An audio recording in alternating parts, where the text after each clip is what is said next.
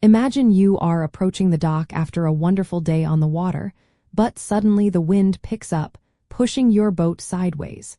It is a common scenario that can feel daunting for any boater. Mastering docking in windy conditions is absolutely achievable with focused practice and the right approach.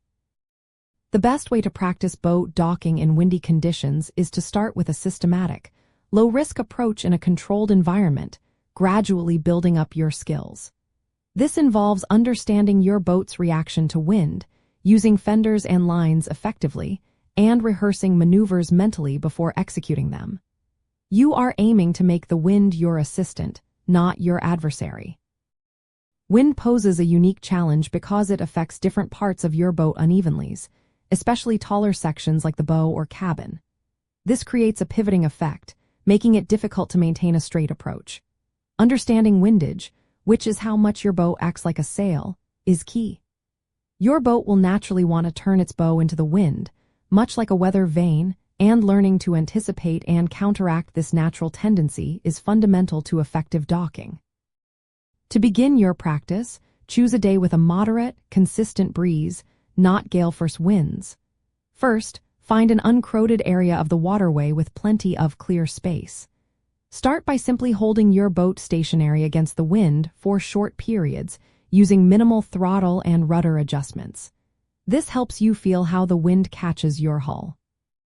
Next, practice slow approaches to an imaginary dock, focusing on maintaining a constant angle against the wind, using brief bursts of power and small steering corrections. Remember to always approach the dock from the downwind side, letting the wind gently push you in, rather than trying to fight against it. A helpful insider tip is to practice what boaters call spring lines. These are dock lines attached at an angle to control fore and aft movement while allowing the boat to pivot against the dock.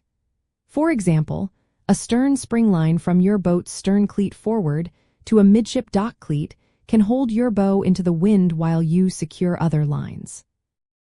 Another technique is to use your boat's prop walk, which is the tendency of the propeller to pull the stern to one side when engaging reverse, to your advantage, especially in tight spaces or strong crosswinds.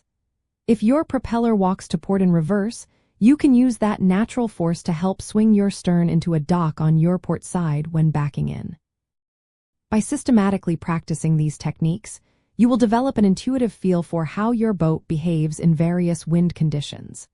This builds crucial muscle memory and confidence, transforming what once felt like a stressful situation into a routine maneuver. Ultimately, this mastery will allow you to enjoy your time on the water more fully, knowing you are prepared for whatever conditions the day may bring.